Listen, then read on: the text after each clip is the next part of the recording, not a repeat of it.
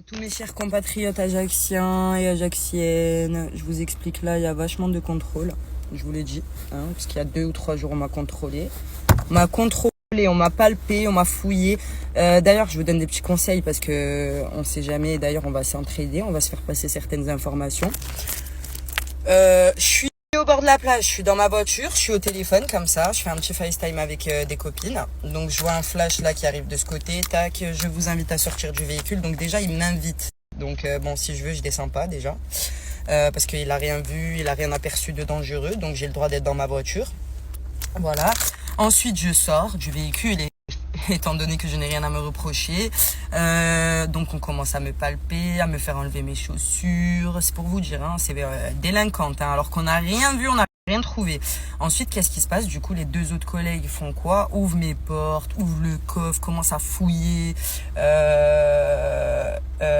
et commencent à vider mes sacs. Mais carrément, il m'a vidé mes sacs.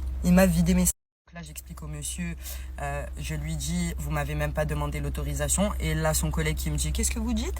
Commencez pas à nous parler comme ça. J'ai dit, monsieur, je suis très calme, je vous parle très calmement, je suis une bonne citoyenne, je vous ai donné ma pièce d'identité. Que je sache, je vous ai pas mal parlé. Donc, je sais pas ce qu'il a votre collègue avec moi depuis tout à l'heure. Il s'excite sur moi.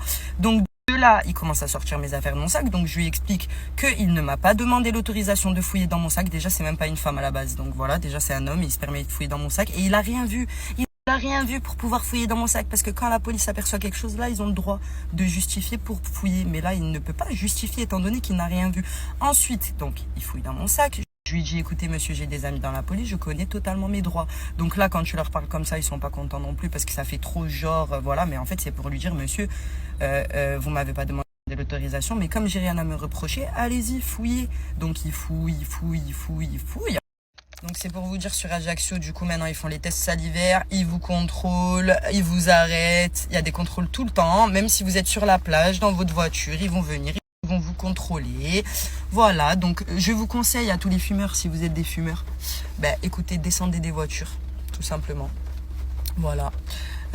Si vous fumez du CBD, gardez votre facture sur vous pour pouvoir justifier. Gardez le sachet pour pouvoir justifier ça, plus ça, plus ça. Parce que maintenant, ce n'est pas obligatoire, mais... Pour le contrôle, c'est obligatoire d'avoir un justificatif qui prouve que votre consommation, c'est du CBD. Sinon, ça veut dire que vous êtes en détention de stupéfiants.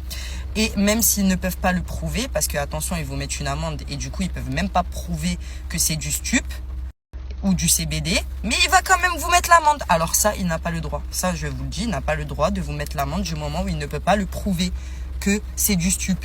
Voilà. Donc, pour ceux qui ont déjà eu ce problème, je vous explique. Vous pouvez écrire un courrier au procureur qui va justement recevoir votre courrier et qui va pouvoir justement vous faire sauter la fiche. Parce que maintenant, quand on vous convoque au commissariat après une détention de stupéfiants, on prend vos empreintes, on prend une photo, vous avez une fiche auprès de la police. Pas de casier judiciaire, juste une fiche auprès de la police. Mais cette fiche, elle ne sert pas que du coup à dire que vous êtes en possession de stupéfiants. Elle sert aussi à si demain il y a un problème ou un attentat, etc. et qu'on retrouve vos empreintes, on sait que c'est vous. Mais de base, elle sert à quoi? Du coup, vous êtes fiché dans les services de police. Si demain, on vous recontrôle avec du stupéfiant sur vous, du coup, vous êtes convoqué devant la juge. Voilà. Et si vous ne venez pas à votre convocation, du coup, ils peuvent venir vous chercher. Ça, c'est une information que je dois encore faire confirmer. Je ne suis pas sûre, mais c'est ce que m'a dit du coup mes contacts. C'est ce que mes contacts m'ont dit. Voilà.